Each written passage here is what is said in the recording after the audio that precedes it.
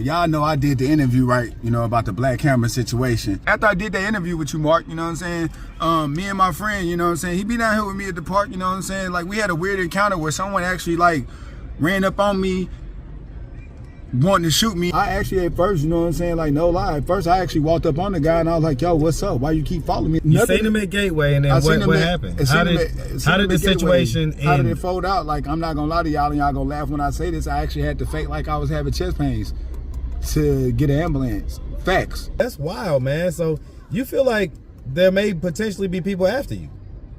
I ain't gonna say I feel like it's like I know. What's up, YouTube? I want to once again thank everybody who comes up to me in the street and shows me real love. Y'all don't even know. It keeps me thankful. It keeps my tank full. Now back to the content.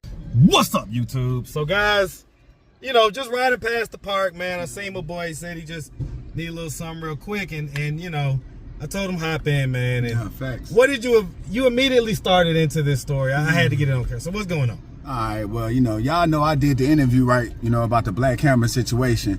And, something I just want to clarify to everybody right quick is this. When I do interviews, again, I'm honest and I speak from my heart. But now, yeah, I go back and I read the comments.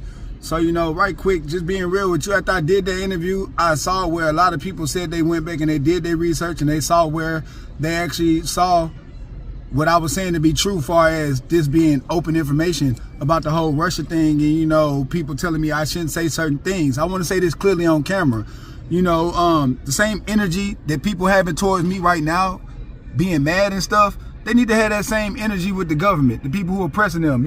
After I did that interview with you, Mark, you know what I'm saying, me and my friend, you know what I'm saying, he be down here with me at the park, you know what I'm saying, like, we had a weird encounter where someone actually, like, ran up on me, wanting to shoot me in front of the damn police precinct. You know what I'm saying? I'm not stupid. Like, and I could tell that, like, at the end of the day, this person clearly either went from Georgia or they went from America, wherever the hell they was from. And some people be like, wow, that's scary. But at the end of the day, this is life. So you thought this was like some foreign person or something, basically? Like, I know it was a foreign person. I ain't gonna say I think it was. Were they black, white, or they looked it kind of like, you know what I'm saying, of some type of descent, like they like could have been like from Brazil or Colombia or some type of shit. Like, and I'm not making this up, like I said, I'm still out here, you know what I'm saying? Like, well, so what do you mean they tried to shoot you?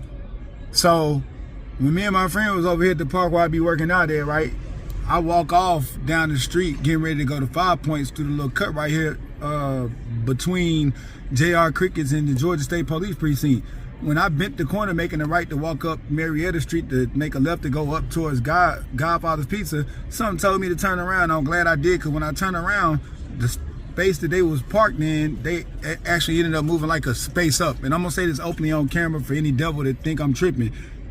Within the vicinity of 5 Points, they got cameras everywhere. G-Dot can go back and see if I'm fabricating anything, because one thing about it, the cameras don't lie.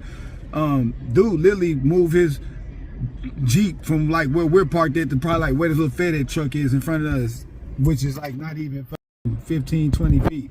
So that was kind of odd to me. But then what was even odder was once he moved his Jeep up, I stood there for a minute because that was just weird to me. And then like, yo, he finally got out the Jeep, stood there looking around, acting like he clutching, whatever, go walk way up the street, stand on the corner, to the point to where I like, you know what, let me get the hell away from here. I leave and I go down to Gateway. Again, this shit is on camera. You know what I'm saying? I go to Gateway, this same person. Which is several blocks away. Like, that's not close. That's nowhere close. Right. Nowhere close. Like, I literally had to walk like half a mile down the street to get to Gateway. You know what I'm saying? And again, they got cameras for anybody who think I'm lying. People will ask, are you fearful for your life right now? No, because I don't fear what could kill my flesh. I fear what can kill my flesh and my spirit, which is God. So for all these devils out here playing, you know what I'm saying? Like, y'all, I just want to say this and be done with it, Mark. Mark's not at fault for what I'm going through right now. Neither am I. At the end of the day, when you tell truths that I tell, that a lot of people in life ain't willing to tell, to educate people and put people up on game who say they believe in God. And we ain't talking about just no Christian stuff, people who really believe, you know what I'm saying? Like, believe. That's why I'm going through what I'm going through right now. And I even put it in the comments on the video I just did. Go look at the comments, you know what I'm saying? I was like, yo, I need y'all to, you know what I'm saying, really come in and help with, protection. If y'all feel my drift, you feel what I'm saying? Since, people... So did the guy do anything or anything? Or? You seen him at Gateway, and then what happened? How did the situation end? How did it fold out? Like, I'm not gonna lie to y'all, and y'all gonna laugh when I say this. I actually had to fake like I was having chest pains to get an ambulance. Facts. You know, was he still there at that point? At that point, he was there all the way up until the ambulance came. Wow. Huh. So, you know, again, it's nothing that I'm afraid of, you know what I'm saying? It's just at the point to where now, like, you know, I seen Malcolm X's approach, I seen Tupac's approach, I seen Martin Luther King's approach is not working, you know, and in this generation, everybody know you'd rather be safe than sorry, you know, you'd rather get caught with one than without one. And unfortunately, the way that they brainwashing a lot of these young dudes out here, they have them feeling like the gun is the almighty God instead of, you know what I'm saying, God himself. You know, a lot of people with pistols feel like they're gods. Like I said in that moment, take that pistol and take that knife away and put that same person that's pursuing me in front of me and let them have that same type of answer. It's not going to be the same. You take away the gun, you take away the knife. Did you say anything, or did he say anything to you? I actually, at first, you know what I'm saying, like, no lie. At first, I actually walked up on the guy, and I was like, yo, what's up? Why you keep following me? Like, I'm assertive. I was asking questions. But again, like, I know in my heart and in my soul, you know what I'm saying? Like, and I'm saying this publicly. To any young dude listening to this, to any girl, stop believing in these dudes, sliders and hitters and all this shit y'all putting in these songs when they're not. On my soul, they're not. That gun is the only reason. And I don't care who it is. I'm not Superman. As built as I may be, as strong as I may look, I can't stop a bullet. You know what I'm saying? You know, so that don't make nobody hard. That don't make nobody tough because they can tote a weapon. You know what I'm saying? Them same dudes, when they go down the road, this is a fact, and I seen it. When they go to down the road to county jail, these the same dudes getting slapped out, getting their store took. Facts. But they hard with that gun, though. You take that gun away, you take that knife away, and if someone can fight, then, like, yo, I respect fighters, because at the end of the day, if you live in this gangster lifestyle, you want to be hard, you're going to eventually have to go to jail and prison.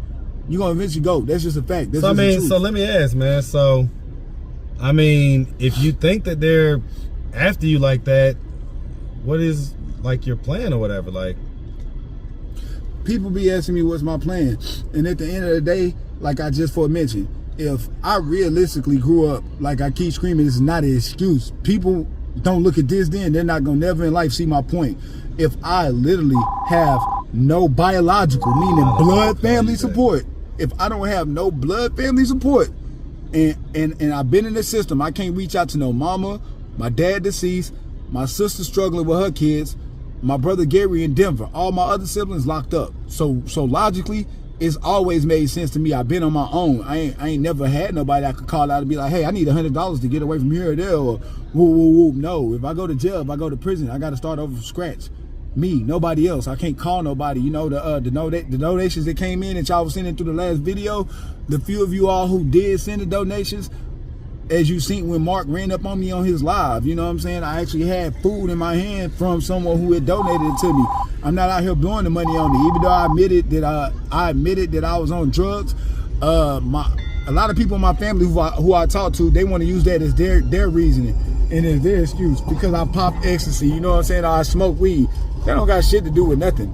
And I'm telling y'all right now, that's a whack ass excuse. That's really a legitimate reason for them to be like, okay, this is why I don't want to help you. Truth be told, so nah. So let me ask, Charles. I mean, you know, we've had off-camera discussions, man.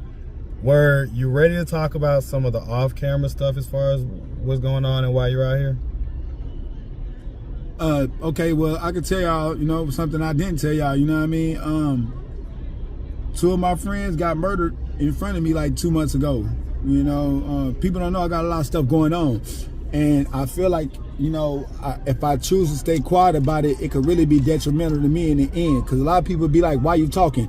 I'm gonna tell you why I'm talking so much right now, because I thought about this. If I would have died that night that BLACKHAMMER kicked me out, you know what I'm saying, it was like 19 some degrees, they had a winter weather advisory, you know what I mean? These are facts. If I would have died and I would have froze to death, you know what I thought about and what would have been the truth? Everybody would have looked at what they were saying to be true. Oh, y'all know that. Look at him. He was big. He had an anger problem. We had to whoop, because I fit the narrative. And I'm quiet.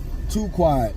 Too nice to motherfuckers who don't deserve my loyalty, if y'all really want to know the truth. You know what I'm saying? That's why I stay ending up in up situations. It's not that I'm a fucked up person. It's just that when it comes to me giving my heart to people who not gonna give me that same love, that's been my whole life story, my entire life. Well, I mean, your perspective wouldn't have came out if you wouldn't have told it even back then, like, you know, even when you told that story 2 years ago. But I was just affiliated with an organization that does nonprofit in the city of Atlanta. And long story short, a lot of my preferences, if y'all follow my drift, didn't align with theirs. The mission, I was down for the mission, but the preferences. So be specific. My audience likes to get be specific raw and real. What preferences? What's going on? My sexual preference. I'm a heterosexual male, and I don't have no disrespect for the LGBTQ community, but I was made in advance to become a homosexual, and because I declined that advance, I was kicked out of the house. We can now, that the story is coming up again, we can now go back and look at your interview from 2 years ago and see that there's consistency. Yeah. There's continuity. So you haven't switched up the story. It's still the same story. So, yeah, I mean, basically 2 people died in front of you and you're being blamed for it. Is that pretty much what's going on? Okay, like, yo, this was the situation, you know what I'm saying, on why I ended up leaving, going to Alabama. The whole thing was when my friend died in front of me, it was this smoker trying to take his gun off of him. And when the smoker tried to take the gun off of him, I took the gun from the smoker. Because one thing about it, I know he not going to shoot. Facts. I know he wasn't going to shoot. I know this for a fact. You know what I'm saying? Snatch the gun from him. I give the gun back to my friend's peoples. I leave and go to Alabama. Motherfuckers talking about I got the gun. But this is why I left and went to Alabama. Because I got pressed. I had people pushing up on me, telling me, oh, you know, you either need to turn the gun in or you need to turn yourself in. And this, that, and the third, because it's going to make it look like, you know, our partner killed your folks in cold blood and woo, woo, woo, woo, woo, whatever else. You know, my blood sister brought this point up.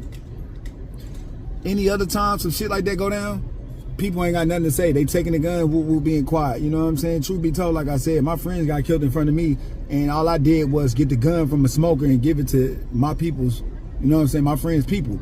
At the end of the day, I got pressed about that, you know what I mean? Like, yo, and really just being 1,000, yeah, I'm gonna say this. I don't really be feeling comfortable around my own kind no more, because it's like, their lack of knowledge, what the Bible speaks about, it sticks out like a sore thumb. And a lot of people, again, like I keep screaming, are demonic. I'm not a demonic person. I'm an honest person. Somebody dropped some money in front of me yesterday, no lie. I picked it up, tried to give it back to them. They said, yo, that's your blessing right there. You know what I'm saying? Like, dead ass. Like, I'm not that type of dude. Ain't a hater bone in my body or none of that shit. I'm a real dude. We're in fake ass times. Because of the lack of money I have, I don't got that Jay-Z or Drake type of money to where I could be on a platform like them dudes talking about the shit that I'm talking about that's real, that makes sense. You know what I'm saying? But like you just mentioned, like my consistency, my stories, they won't never change. Anything you ever ask me, because I'm a genuine dude, you know what I mean? Like, just truth be told. You know what I mean? Like, I need a real break. So like I told my mom, I gotta hit the lottery or something, you know what I'm saying? Like, so it's gonna take for a breakthrough, a miracle, you know what I mean? Everybody asking me what I'm gonna do, that's really what it's gonna take. And if that don't happen, then, you know, hey, I'll just be here waiting until God come back, you know what I'm saying? I get it, man, I get it. You know, it seems like long gone are the days when a man and a woman can link up and push through in this life and kind of, you know, rub 2 nickels together and make it happen. You know, it just seems like those days. It seems like that's not even a thought that most people have. You gotta be established now.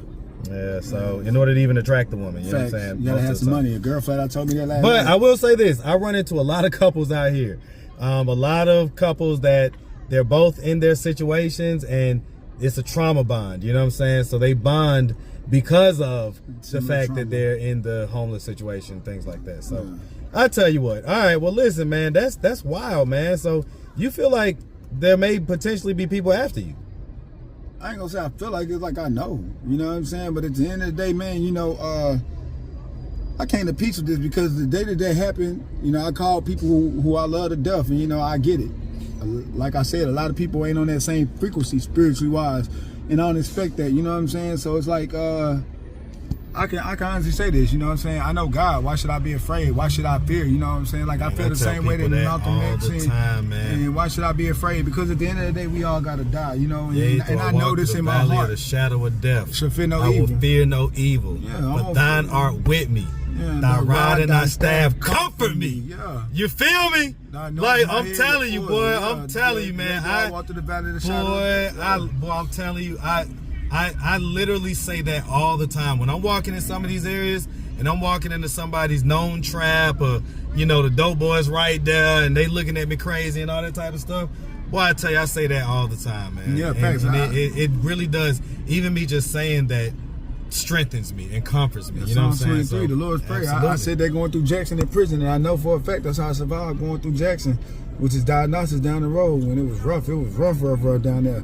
People don't know, and I'm being real with y'all. Like, I've seen back-to-back trauma for multiple years, but always kept a good spirit. You know, for real. People got me twisted, man. Like, yo, I'm a servant for God. Like, I'm here to help my people, but it really don't be no helping them a lot of the times. You know what I'm saying? Like, yo, I keep it real. And I'll be 40 in January. Probably don't look like it. I'll be 40. But I've been in the system my whole life. Me keeping it real ain't got me nothing but a hard time. Swear to God. That's what they say, man. Me keeping it real ain't got me nothing but a hard time. You know, they say, man, if you give in to the devil, that's when you're going to get all the riches. But yeah, that's when you're going to get all the riches. Otherwise than that, man, it's like it's going to be rough. It's a hard road. A hard, lonely ass road. So. Well, listen, Charles, I'm gonna let you get up out of here, man. We're going to get you squared away. And of course, we definitely appreciate you, my bro. All right, man. Y'all have a blessed day, listen. No you be safe out here. I don't want to hear nothing crazy happening or nothing like that, all right? All right, man. All right, my boy. Yes, sir.